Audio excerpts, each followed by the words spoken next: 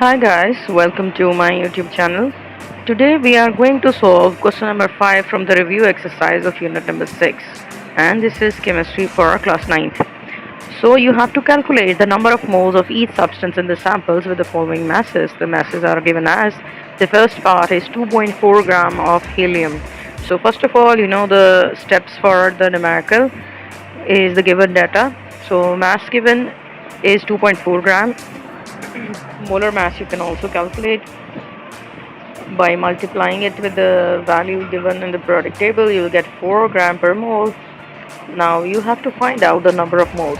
So the formula used will be the number of moles equals to the mass of substance divided by molar mass. Just put down the value as 2.4 by divided by 4 and you'd get 0.6 moles. So the final answer will be 0.6 moles.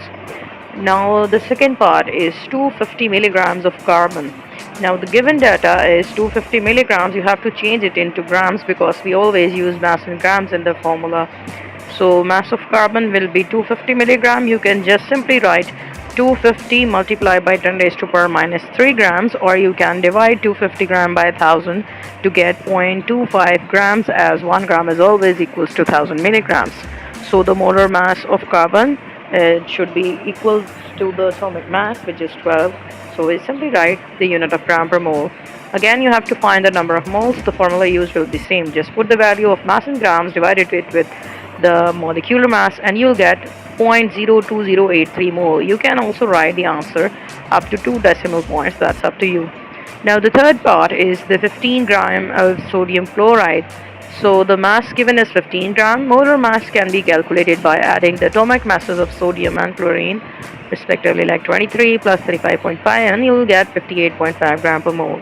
Now again, you have to find the number of moles, so the formula used will be the same. You have to just divide the mass in gram, which is 15, divided with the molar mass, which is 58.5, and you'll get 0.2564 moles, or you can simply write it up to 2 decimal points, that is 0.25.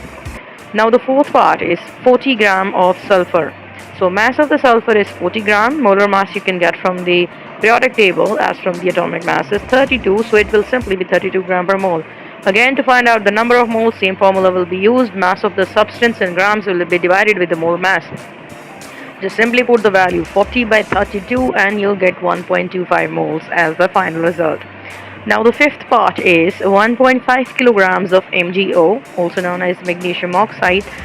So as we know that 1 kilogram is always equals to 1000 grams, so you just have to simply multiply 1.5 with 1000 to get 1500 grams, as mass in gram is always used in the formula. And as far as the molar mass is concerned, you just have to add the mass of magnesium, that's 24, and 16 for oxygen. Get them added and we'll get 40 gram per mole. Again, to find out the number of moles, same formula will be used. And we have to divide the mass in gram, which is 1500, and divide it with the molar mass, which is 40 gram per mole in this case, and we'll get 37.5 grams, or no, simply we will get 37.5 moles, which is the most accurate answer. So now you can see in the values I have written MOLE as moles as the spelling and MOL, so you can use the both. But let me tell you, MOL is actually the unit and MOLE is the quantity.